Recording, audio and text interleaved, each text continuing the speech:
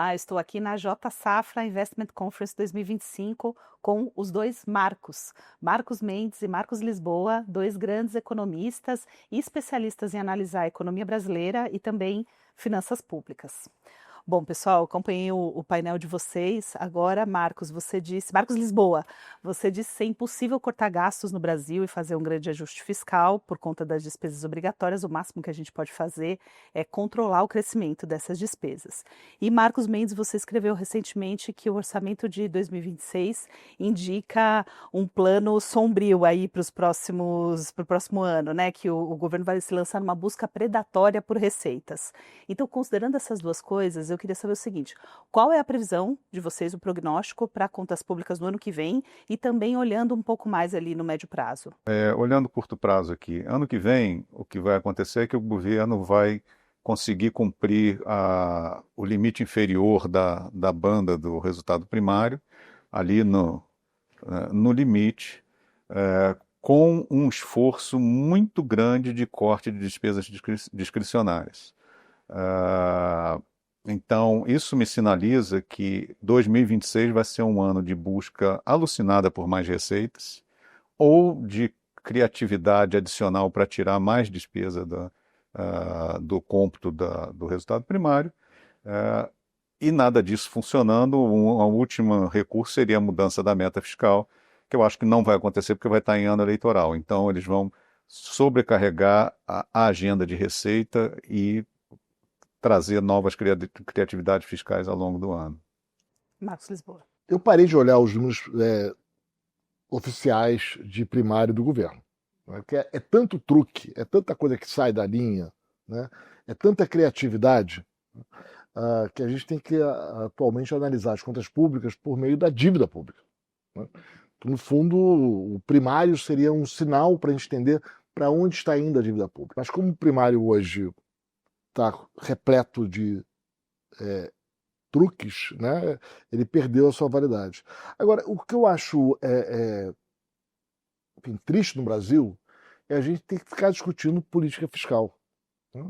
Se a política fiscal está com problema, é um sinal de um fracasso muito grande do país.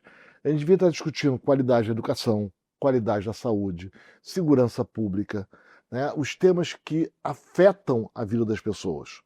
Não a política fiscal, que devia estar em ordem. Isso devia ser meio básico de qualquer economia. Olha, vamos ter uma política fiscal em ordem, né? A dívida está controlada, né? Então vamos discutir o que afeta a vida do cidadão. Né? Como a política fiscal está fora de ordem, isso ofusca todo o resto. Você não discute os temas relevantes e aí depois reclama que tem um juros de 15%. Então, com essa política fiscal, alguém tem que ser o adulto da casa, e no caso é o Banco Central. Uhum. Como na época da inflação, né? Que a inflação alta ofuscava toda a discussão sobre os problemas relevantes do país. Mas ainda assim, aqui na conferência também o ministro Haddad esteve aqui ontem e falou de receitas também, né? Falou da necessidade de recompor a base fiscal da União, que disse ele que a receita líquida, que estava no patamar histórico de 19%, caiu para 17%, por conta de mais transferências para estados e municípios, mas o governo precisa recompor isso. Então, acho que vai um pouco na linha do que você falou, né? Do governo buscando mais receitas e a gente ainda discutindo um ajuste fiscal que não vem nunca, né? Buscar mais receitas é a política certa para o fracasso, porque a economia política que nós temos desde os anos 80 é sempre aumentar a despesa e correr atrás buscando receita. Né? O problema dessa fórmula é que a despesa não tem limite para parar de crescer. E a receita tem, porque uma hora a sociedade se enche de pagar tanto imposto. Nós tivemos esse momento de virada em 2014. Em 2014, a gente entrou em déficit primário crônico e não saímos mais disso até hoje. Começamos a esboçar uma reação ali em 2021, 2022, mas em 2023 já teve um tombo muito grande. Né? Então, você buscar mais receitas só vai criar mais demanda por mais despesa, porque nós temos um conjunto de regras e de instituições do lado da despesa que são extremamente frouxas. E tem um outro detalhe cruel e que, por decisão desse governo, foi agravado, que é a parte da despesa que é indexada à receita. Então, toda vez que você aumenta a receita, você tem que gastar mais em educação, em saúde, porque esse governo reindexou a despesa mínima de saúde e educação à receita. O meu cálculo básico é que você já perdeu 1 ponto do PIB, seja por aumento de despesa indexada, seja por aumento de partilha de receita com estados e municípios, que também é indexada a receita. Então, essa forma de ficar sempre correndo atrás de receita só vai fazer o quê? Aumentar a carga tributária do país, diminuir o potencial de investimento, porque com juro alto e carga tributária alta, quem investe? Né? Eu acho que o pior é a insegurança jurídica que o país vive, a insegurança das regras do jogo. O judiciário tem alterado várias das suas interpretações, né? Até por, enfim, pedidos do governo, né? As regras tributárias são alteradas com uma frequência e nem sempre, ou frequentemente, com pouca base técnica, né, que justificasse, né, a maneira como as regras são criadas, né, e alteradas. Né? Isso cria um ambiente de negócios muito negativo. É muito difícil investir no Brasil. Né? É um país muito inseguro. Né? Como é que eu vou fazer um plano de investimento de 10, 20, 30 anos num país que as regras mudam com tamanha frequência? Né? Que a jurisprudência muda com tamanha frequência. Então, essa é uma agenda muito oportunista de curto prazo, mas muito deletéria para o país a longo prazo. Né? E o ponto que o Marcos mencionou antes, o Brasil tem essa característica muito peculiar, né? Que quando a receita vem, a despesa sobe. Quando você tem problema, você não tem como fazer o ajuste fiscal, você não tem como cortar a despesa. Né? Ela acaba sendo engessada nos diversos gastos de todos os poderes. Não é só, a culpa não é só do executivo. É claro que o executivo tem sua parcela de culpa. Né? O executivo cria esses fundos financeiros criativos, né? Para transferir de subsídio para empresas. Né? Vamos lembrar que a exoneração, né, da Folha, o PERSE, né, as medidas que o executivo próprio cria, mas também os demais poderes. Né?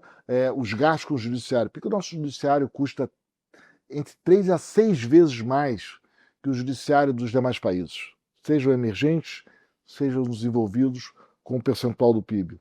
O tamanho das emendas parlamentares. Né? Quer dizer, essa captura do Estado por uma quantidade impressionante de grupos de interesse dos diversos tipos. Né? E aí a sociedade fica refém de ter que trabalhar para pagar a conta. Uhum. E eu queria colocar uma questão de política fiscal, mas que tem um pouco a ver com isso, que é sobre um bom uso do dinheiro público em relação ao tarifácio. Então, é um bom uso do dinheiro público colocar um programa de apoio para as empresas que foram afetadas pelo tarifácio do governo Trump. Marcos Mendes, você escreveu sobre isso recentemente, mas eu queria jogar essa questão aqui para debate. Veja bem, risco geopolítico é um risco entre muitos outros riscos que o empreendedor corre.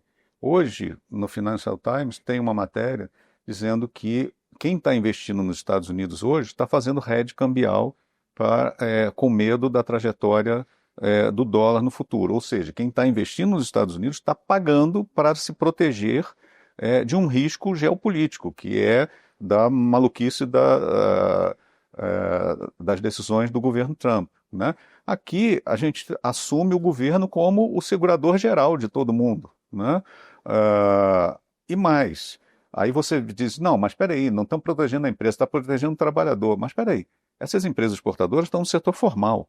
Empregado do setor formal tem seguro-desemprego, tem saque do FGTS, tem multa por demissão sem justa causa. Já existe a proteção para o trabalhador. Né? Então, essa é mais uma face dessa característica brasileira de que todo mundo acha que tem direito a colocar a conta no colo do governo, como se ninguém pagasse por nada. Sim, né? você assume o risco, então quando está tudo bem, você ganha o dinheiro, agora Exatamente. Quando está tudo errado, Quem concentrou suas vendas nos Estados Unidos e não se preocupou em diversificar os seus consumidores, estava ganhando mais lá, né? Então está na hora de pagar agora, né? O Brasil é um país que o lucro é privado, mas o prejuízo é público. Uhum. Né? você sempre cobra a conta dos demais, né? A gente assistiu isso várias vezes. A equipe econômica reclamou da queda da arrecadação, né? Ué, foi o governo que fez, né? O governo que escolheu fazer o PERSE, né? Fazer a exoneração da folha lá atrás, né? Todos os subsídios que são concedidos. Por que o governo não enfrenta o problema de frente e prefere sempre os atalhos? Eu acho que Deixa eu fazer um comentário sobre essa questão da redução de benefícios tributários, né? Porque é um dos discursos do governo de que se a gente tivesse conseguido reduzir o PERSE, reduzir a folha como a gente propôs para o Congresso, e não de forma parcelada, como está reduzindo agora, a gente ia estar com um resultado primário muito melhor. Mas ao longo desse período em que o governo estava propondo acabar com o PERSE, ele criou o Nova Indústria Brasil, ele criou o programa Mover, ele criou a depreciação acelerada de máquinas e equipamentos, ele criou benefício para painéis solares e células fotovoltaicas, e mais alguns agora de hidrogênio verde. Isso aí, sem contar o que está sendo criado em 2015, o impacto em 2015 do que foi criado em 2025, do que foi criado em 23 e 24, já são 14 bilhões. É mais ou menos o que você está ganhando com o fim da desoneração da folha e com o fim gradual do PES. Então, o governo está fazendo um discurso de que quer acabar com esse benefício, mas na verdade ele está substituindo os benefícios criados pelos outros pelos benefícios que ele quer criar, né? Então, quer dizer, o governo não enfrenta os problemas, né, que levam, né, a exonerações, ao gasto tributário, e ele cria novos, né? Então o governo está reclamando do próprio governo. Uhum. Agora, pensando em soluções, né? O Brasil também é ruim em copiar o que dá certo, né? Em outros países, ou às vezes dá certo numa cidade, num estado, isso não é adotado em larga escala. Mas existe alguma coisa que a gente poderia copiar pensando em soluções para esse problema que parece insolúvel? Agora começando com você, Marcos Lisboa. Olha, eu acho que em primeiro lugar a gente devia copiar as boas políticas públicas, né? Como é que a educação é feita nos demais países? Na Coreia, na Finlândia, na Espanha, na Áustria? Quais são as técnicas educacionais que são adotadas? Quais são os métodos de alfabetização mais bem-sucedidos? O que se ensina em cada idade, né? A gente discute muito gasto com educação. A gente discute pouco, né, as técnicas, né, o processo didático, a gestão da escola, a gestão do sistema de aprendizado, né? Foi curioso porque teve um certo susto na pandemia, né, com a falta de conhecimento de ciência, né, de uma parte relevante da população, né? Não saber separar o que é um estudo científico do que não. Não deveria surpreender muito, porque na política pública a gente faz isso o tempo todo, a começar por educação. Eu acho que na própria área de finanças públicas e gestão pública em geral tem um modelo a ser copiado, que é o modelo de instituições fiscais independentes, né? Austrália, Inglaterra, Estados Unidos, cada um tem a sua, França, e basicamente eles fazem.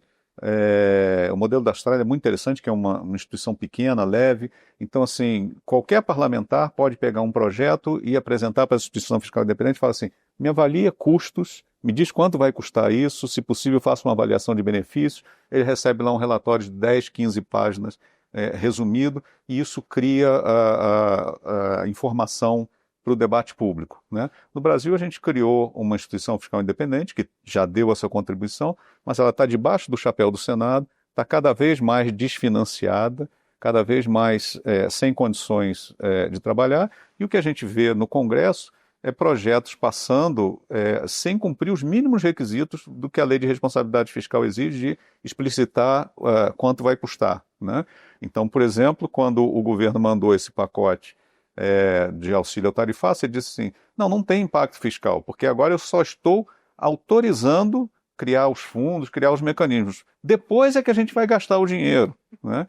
Então, assim, o próprio governo dando esse tipo de drible numa regra tão básica, sem dizer quanto vai custar e de onde vai tirar o dinheiro, e ao mesmo tempo já pedindo para contar fora dos limites de gasto, do resultado primário.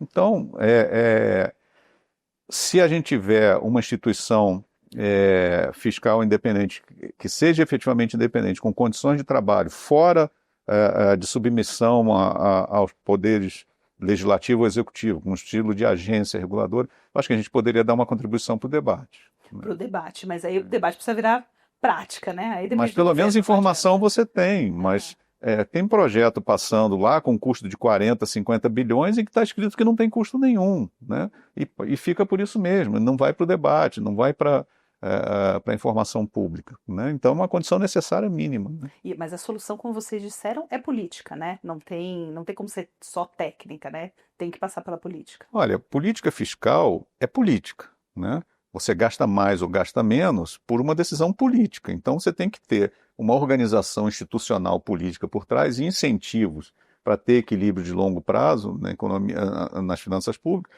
Senão, do contrário, todo mundo quer consumir tudo que está no pote hoje mesmo, né?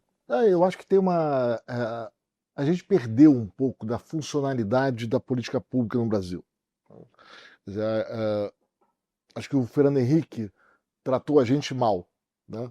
Porque ele pareceu dar o exemplo de que o país poderia virar uma social-democracia arrumada, com freios e contrapesos, com respeito à controvérsia, com respeito às demais instituições. O que a gente assistiu nos últimos 25 anos foi a degradação desse projeto de social-democracia. Então, cada um dos poderes foi se apropriando das suas verbas, né? Cada um tentando criar um truque, né? Um malabarismo para poder gastar sem ter que prestar contas ao orçamento consolidado da União, né? Isso aconteceu nos judiciários, isso aconteceu nos estados, isso aconteceu nos municípios, né? Nos diversos poderes da União, dos militares aos advogados da União, né? E você perdeu esse papel da contraposição e dos controles institucionais. Uma boa social-democracia, um bom Estado de Direito, requer que os poderes possam um pouco, né? O judiciário respeita as regras, as leis, o Congresso respeita as decisões judiciais do o Executivo respeita as leis, né? Isso se perdeu no Brasil, e aí o resultado disso é a disfuncionalidade que a gente atravessa atualmente.